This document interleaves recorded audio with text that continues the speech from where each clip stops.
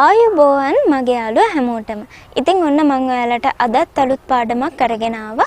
ඊට කලින් අපිත් එක්ක අද අලුතෙන් යාළුවෙක් එකතු වෙනවා නම් ඔයාලා මුලින්ම කරන්න ඕනේ අපේ මේ වැඩසටහනේ පළවෙනි පාඩම බලන්න. පළවෙනි පාඩමේ ඉඳලා පිළිවෙලට බලාගෙන යන්න. ඉතින් මේ වෙනකන් කරලා තියෙන හැම පාඩමකම links ටික පල්ලෙහා description එකේ මම ඔයාලට දීලා තියෙනවා. ඉතින් අද මම ඔයාලට ගොඩක් විශේෂ දෙයක් කියලා දෙන්න යනවා. මේ දවස්වල මේ කොරෝනා ප්‍රශ්න තියෙනවා. ඉතින් ඔයාලට කොරෝනා ගැන ඉංග්‍රීසි වලින් මොන හරි කියන්න chance එකක් හම්බුනොත් එහෙම ඔයාලට චුට්ටක් ඒ ගැන මොන හරි දෙයක් කියන්න පුළුවන් වෙන්න ඕනේ. ඉතින් ඔයාලට උදව්වක් විදිහට මම ඔයාලට අද වචන ටිකක් කියලා දෙනවා. ඒ වචන ටික කොරෝනා ගැන කියන්න ගොඩාක් වැදගත් වෙන වචන ටිකක්. ඕනම කරන වචන ටික තමයි අද මම ඔයාලට කියලා දෙන්න යන්නේ. මෙතන වචන 30ක් තියෙනවා. ඉතින් මේ වචන 30 ඔයාලට ගොඩක් වැදගත් වෙයි. මේක ගොඩක් ඕන වෙනවා. මොකද අපි කොරෝනා ගැන කතා කරද්දි මේ දේවල් ටික අනිවාර්යයෙන්ම දැනගෙන ඉන්න ඕනේ. ඉතින් මේ දවස්වල නිතරම ඇහෙන නිතරම කියන්න ඕන වෙන වචන ටිකක් තමයි මම ඔයාලට කියලා දෙන්න හිතුවේ. ඉතින් මේක ලොකු පොඩි ભેදයකින් තොරව ඔයාලට පුළුවන් ඉගෙන ගන්න. විශේෂයෙන්ම කියන්න ඕනේ ගොඩාක් චූටි අයට මේ අමාරු වචන අමාරුවෙන් කියලා දෙන්න යන්න එපා. එයාලට මේක ඔයාලා ඇහෙන්න කතා කරන්න. මේ වචන වලින් ඔයාලා පොඩි පොඩි වාක්‍ය කියන්න බලන්න. වචන ටික විතරක් කටපාඩම් කරන්න යන්න එපා. මොකද එහෙම කරා කියලා වැඩක් වෙන්නේ නැහැ. ඒ නිසා ඔයාලට පුළුවන් මේ වචන ටික විතරක් නිකන් කියන්න නැතුව මේ වචන භාවිතා කරලා පොඩි පොඩි වාක්‍ය කියන්න. මේවා පොඩි අයට ඇහෙන්න කියන්න. මොකද මේවා ඇහෙද්දි තමයි එයාලා මේ කාලෙට ගැලපෙන වචන මේ කාලෙට කියන්න ඕන වෙන වචන ටික ටික ඉගෙන ගන්න. ඉතින් ඒකට මුලින් කරන්න ඕනේ ඔයාලා මේක ඉගෙන ගන්න එක. ඉතින් ඒක නිසා මම හැමදාම කියනවා වගේ ඔයාලට පුළුවන් මේ වචන ටික මුලින්ම පුරුදු වෙලා ඊට පස්සේ පොඩි අයත් එක්ක කියන්න. වචන විතරක් නෙමෙයි වචනත් එක්කම පොඩි පොඩි වාක්‍යත් ඔයාලා මේකෙන් කියන්න පුරුදු වෙන්න. එයාලට ඇහෙන්න ඔයාලට පුළුවන් මේක පුරුදු වෙන්න. ඉතින් ඒකයි මම මුලින්ම කිව්වේ මේක ලොකු පොඩි ભેදයක් නැහැ කියලා. ගොඩාක් චූටි අයට මේක කියලා දෙන්න ගියාම එයාලට මේ වචන ටිකක් අමාරු වැඩි වෙන්න පුළුවන් ලොකු වැඩි වෙන්න පුළුවන්. හැබැයි ඔයාලට කරන්න පුළුවන් එකම දේ තමයි එයාලට ඇහෙන්න මේවා කියන එක. ඉතින් එයාලට ඇහුනට පස්සේ එයාලගේ කනට ඒක හුරු වෙනවා. ඉතින් ඒ විදිහට තමයි යාලව මේ කාලෙට ගැලපෙන පොඩි පොඩි දේවල් අපි ටික ටික උගන්වන්න ඕනේ. ඉතින් එහෙනම් ඔයාලට මම වැඩි වෙලා ගන්න නැතුව ඒ වචන ටික දැන් කියලා දෙන්නම්. අපි ඉක්මනට බලමු එහෙනම් අද ඉගෙන ගන්න යන්නේ අලුත් වචන ටික මොනවද කියලා. ඉතින් එහෙනම් මුලින්ම තියෙන වචනේ තමයි curfew. curfew කියලා කියන්නේ ඇඳිරි නීතිය. curfew කියන්නේ ඇඳිරි නීතිය. මේ වචනේ ඔයාලා ගොඩක් වෙලාවට දන්නවා ඇති. මොකද මේ දවස්වල මේක නිතරම කියනවා. ඇඳිරි නීතියට අපි කියනවා curfew කියලා. ඒ වගේම තව චූටි දෙයක් ඔයාලට මතක් කරන්නම් මම මේ එකම ඔයාලා අහලා ඇති lockdown කියලා කියනවා. lockdown කියන්නේ ඇඳිරි නීතිය නෙමෙයි. curfew කියලා කියන්නේ ඇඳිරි නීතිය. lockdown එකයි curfew එකයි පටලව ගන්න එපා. lockdown කරනවා කියන්නේ සාමාන්‍යයෙන් වහලා තියනවා කියන එක. ඇතුල් වෙන්න බැරුව කාටවත් ටිකක් අර වහලා තියනවා කියන එක තමයි කියන්නේ. පිළියන්දල lockdown කරනවා කියන්නේ පිළියන්දල වහලා තියනවා කියන එක තමයි ඒකෙන් කියන්නේ. ඉතින් ඕක චුට්ටක් ඔයාලා මේකත් එක්කම මතක තියාගන්න. මම ඔයාලට දැන් කිව්වේ ඇඳිරි නීතියට කියන වචනේ curfew කියලා තමයි ඇඳිරි නීතියට කියන්නේ. ඊට පස්සේ ඔන්න තියෙනවා pandemic. pandemic කියලා කියන්නේ මොකද්ද? වසංගතය. අපිට මේකත් ගොඩක් වෙලාවට මේ කාලෙදි කියන්න ඕන වෙනවා. මේ කොරෝනා කියන්නේ මොකද්ද? වසංගතයක්. ඉතින් අපිට ඒක කියද්දි මෙන්න මේ වචනේ ගොඩක් දුරට කියන්න ඕන වෙනවා. එහෙනම් pandemic කියලා කියන්නේ වසංගතයට. corona is a pandemic. එහෙම කියන්න පුළුවන්. ඒ කියන්නේ කොරෝනා කියන්නේ වසංගතයක්. ඉතින් ඒ විදිහට අපිට කියන්න පුළුවන්. ඊළඟට තියෙන්නේ positive cases. ඒ කියන්නේ මේ ලෙඩේ හැදිලා තියෙන අය.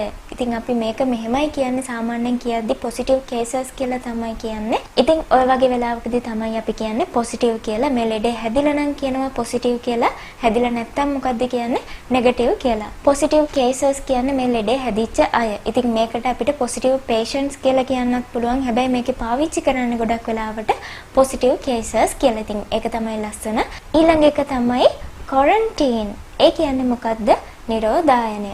quarantine. නිරෝධායනයට තමයි quarantine කියලා කියන්නේ. නිරෝධායනය කරනවා. ඉතින් ඒ වගේ වෙලාවකදී අපිට මේ වචනේ කියන්න පුළුවන්. හැබැයි මේ වචනේ කියන්නේ quarantine කියලා නෙමෙයි quarantine කියලා. මට ඇහිලා තියෙනවා quarantine කියලා කියනවා. එහෙම නෙමෙයි කියන්නේ. එහෙම කියන්නේ නැහැ. කියන්නේ කොහොමද?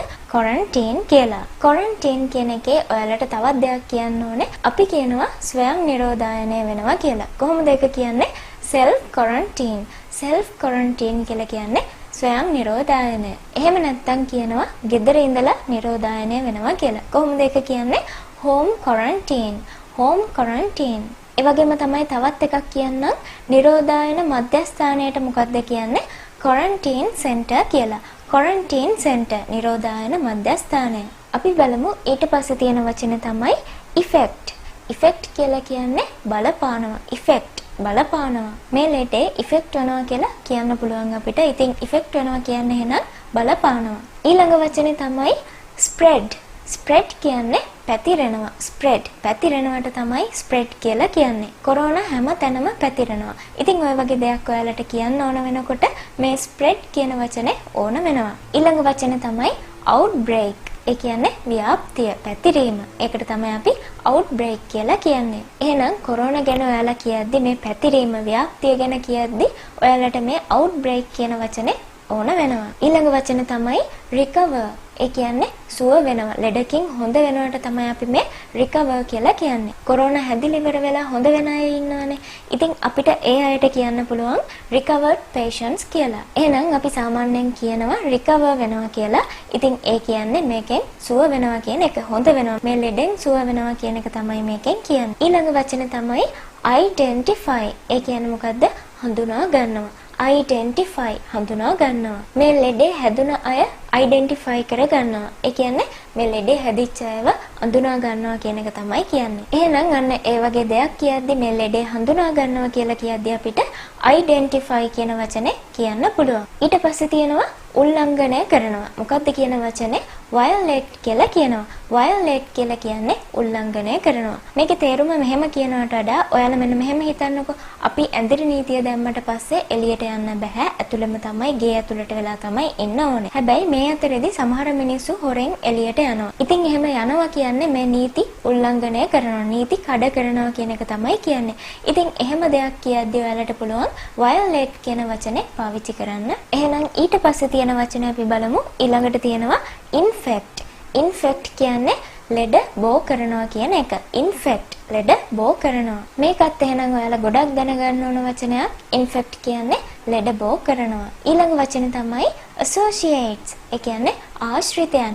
associates ආශ්‍රිතයන්. කොරෝනා පොසිටිව් වෙච්ච අයව ආශ්‍රය කරපු අයට කියනවා associates කියලා. ඒ කියන්නේ ආශ්‍රිතයන්. ඊළඟට තියෙන ලේසි වචනයක් risk. risk කියලා කියන්නේ අවදානම. risk සමහර වෙලාවට කියනවා ඒක ලොකු රිස්ක් එකක් කියලා. ඒ කියන්නේ මොකද්ද? ඒක ලොකු අවදානමක් කියලා තමයි කියන්නේ. ඊළඟ වචනේ තමයි crisis. crisis කියලා කියන්නේ අර්බුදය. crisis අර්බුදය. මේ වචනේත් අපි මෙන්න මෙහෙම වෙලාවට කියනවා මේක ලොකු crisis එකක් වෙලා තියෙන්නේ. ඒ කියන්නේ මේක ලොකු අර්බුදයක් වෙලා තියෙන්නේ. ඉතින් ඔහොම කියන වෙලාවල් තියෙනවා. ඉතින් ඒ වචනේත් ඔයාලට ගොඩක් ඕන වෙනවා. ඊළඟ වචනේත් ලේසි වචනයක්. ඔයාලා සමහර විට දන්නවා ඇති situation. situation කියලා කියන්නේ තත්වය. situation තත්වය. මේ තත්වය. this situation. ඉතින් ওই විදිහට ඔයාලට මේක කියන්න පුළුවන්. situation කියලා කියන්නේ එහෙනම් තත්වය. ඊළඟ වචනේ තමයි cluster. ඒ කියන්නේ මොකද්ද? පොකුර. cluster පොකුර. මේ දවස්වල අපිට ඇහෙනවා පෑලියගොඩ කොවිඩ් පොකුර කියලා කියනවා. ඉතින් එහෙම වෙලාවට අපිට කියන්න පුළුවන් පෑලියගොඩ කොවිඩ් cluster කියලා කියන්න. ඉතින් cluster කියලා කියන්නේ පොකුර කියන එක. ඊළඟ වචනේ ගොඩක් ලේසි. ඔයාලා හැමෝම මේක දන්නවා ඇති. virus කියලා කියන්නේ වෛරසයට. අපි කියනවා ඒක වෛරස් එකක්. කොහොමද කියන්නේ? it's a virus. ඉතින් එහෙනම් මේ වෛරසයට තමයි අපි වෛරස් කියලා කියන්නේ. ඊළඟ වචනේ තමයි impose. impose කියලා කියන්නේ පනවනවා. impose පනවනවා. ඇඳිරි නීතිය දානවා. ඇඳිරි නීතිය පනවනවා. ඉතින් ඔය වගේ දෙයක් කියද්දි මේ impose කියන වචනේ තමයි අපි පාවිච්චි කරන්නේ. impose කියන එක තමයි කියන්නේ. ඉතින් එහෙනම් මේකත් ඔයාලට ගොඩක් වැදගත්. impose කියලා කියන්නේ පනවනවා. ඊළඟ වචනේ තමයි island wide. island wide. ඒ කියන්නේ රට පුරා. island wide රට පුරා. නිකන් හිතන්නකෝ ඔයාලට කියන්න ඕනේ මේක රට පුරා පැතිරෙනවා කියලා. ඉතින් එහෙම වෙලාවකදී ඔයාලට මේ රට පුරා කියන වචනයට island wide කියලා කියන්න පුළුවන්. ඊළඟ වචනේ තමයි isolate. ඒ කියන්නේ හුදකලා කරනවා. isolate. අපි කියනවා මොකක් හරි ගමක් හුදකලා කරනවා කියලා. ඉතින් එහෙම කියද්දි මේ isolate කියන එක කියන්න පුළුවන්. ඊට පස්සේ ඔන්න ගොඩක් වැදගත් වචනයක් තියෙනවා until further notice. until further notice. ඒ කියන්නේ මොකද්ද? නැවත දැනුම් දෙන තුරු. until further notice. නැවත දැනුම් දෙන තුරු. අපිට නිවුස් වලදී ඇහෙනවා ඇඳිරි නීතිය නැවත දැනුම් දෙන තුරු ක්‍රියාත්මක කරනවා කියලා. එහෙම නැත්නම් සියලුම ආයතන නැවත දැනුම් දෙන තුරු වහලා තියනවා කියලා කියනවා. ඉතින් ওই වගේ දේවල් කියද්දි මෙන්න මේක තමයි දාන්නේ until further notice. නැවත දැනුම් දෙන තුරු. ඊළඟ වචනේ තමයි implement. ඒ කියන්නේ ක්‍රියාත්මක කරනවා. එහෙම නැත්නම් ක්‍රියාවට නංවනවා. implement ක්‍රියාත්මක කරනවා. මේකත් ගොඩක් වෙලාවට නිවුස් අහනකොට අපිට ගොඩක් වෙලාවට ඇහෙන වචනයක්. එහෙනම් implement කියන්නේ ක්‍රියාත්මක කරනවා. ඊළඟ වචන තමයි diseases. ඒ කියන්නේ ලෙඩ රෝග. diseases. අපි diseases වලින් ආරක්ෂා වෙලා ඉන්න ඕනේ. ඉතින් ඔහොම දෙයක් කියද්දී ඔයාලට පුළුවන් මේ වචනේ කියන්න. ඊළඟ වචනේ තමයි permit. permit කියලා කියන්නේ අවසර පත්‍රය. permit අවසර පත්‍රය. curfew දැම්මට පස්සේ කාටවත් permit එකක් නැතුව එළියට යන්න බෑ. ඉතින් ඒකෙන් කියන්නේ මේ අවසර පත්‍රයක් නැතුව කාටවත් මේ කාලෙදී curfew දැම්මට පස්සේ එළියට යන්න බෑ කියන එක. ඊළඟ වචනේ තමයි confirmed patients. ඒ කියන්නේ තහවුරු වුණු රෝගීන්. confirmed patients තහවුරු වුණු රෝගීන්. ලෙඩක් හැදිලා ඒ ලෙඩේ තහවුරු වෙච්ච රෝගීන්ට තමයි මේ confirmed patients කියලා කියන්නේ. confirmed කියලා කියන්නේ තහවුරු වුණු patients. patients කියන්නේ රෝගීන්. ඊළඟ වචනේ තමයි symptoms. ඒ කියන්නේ රෝග ලක්ෂණ. symptoms රෝග ලක්ෂණ. කොරෝනා වල symptoms තමයි උණ, කැස්ස, හෙම්බිරිසාව අන්න ඒ වගේ දේවල්. ඉතින් එහෙම රෝග ලක්ෂණ ගැන කියද්දි ඔයාලට පුළුවන් symptoms කියන එක කියන්න. ඊළඟ වචනේ අපි බලමු මේකත් ඔයාලා දන්නවා dangerous. ඒ කියන්නේ අනතුරුදායක. dangerous අනතුරුදායක. corona is very dangerous. ඒ කියන්නේ කොරෝනා ගොඩක් අනතුරුදායකයි. එහෙනම් dangerous කියලා කියන්නේ අනතුරුදායක. ඊළඟට තියෙනවා influence. ඒ කියන්නේ බලපෑම. influence බලපෑම. මේකත් ගොඩක් වෙලාවට කියනවා මේ වෛරස් එකේ influence එක එන්නම වැඩි කියලා. එහෙනම් influence කියන්නේ බලපෑම. ඊළඟ වචන තමයි prohibit. prohibit ඒ කියන්නේ තහනම් කරනවා. prohibit තහනම් කරනවා. මොකක් හරි දෙයක් තහනම් කරනවා කියලා කියද්දි prohibit කියන වචනේ අපිට කියන්න පුළුවන්. ඊළඟ වචන තමයි test.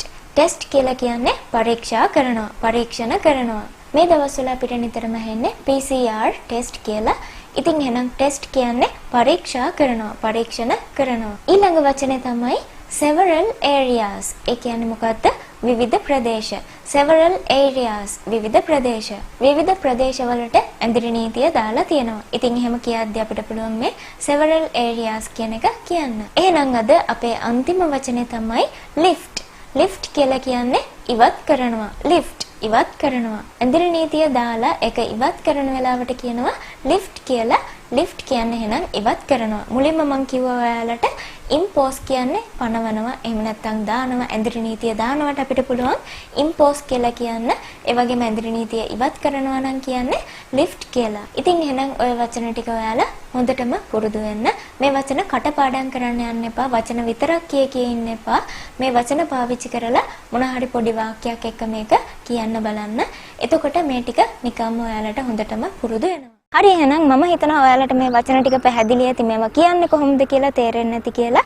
ඉතින් ඔයාලා මේ කොරෝනා ගැන කතා කරද්දී මේ වචන ටික දාලා ලොකු විස්තරයක් කියන්න පුළුවන්. විනාඩි 10ක් 15ක් 20ක් කැමති වෙලාවක් ඔයාලට මේ වචන ටික භාවිතා කරලා කතා කරන්න පුළුවන්. ඒ වගේම තවත් විශේෂ දෙයක් කියන්න ඕනේ. ඔයාලගෙන් ගොඩක් අය බලලා ඇති අයයි මමයි කරපු broken english වලින් කරපු කොරෝනා ගැන කියලා දුන්න වීඩියෝ එක. ඉතින් ඔයාලට අපි කියන්නේ ඒ විදිහට මේ වචන පාවිච්චි කරලා ඉංග්‍රීසි කතා කරන්න බලන්න. මම අද කියලා දුන්න වචන ටික ඔයාලට පුළුවන් දන්න දේවල් එක්ක මේ විදිහට broken විදිහට කතා කරලා පුරුදු වෙන්න.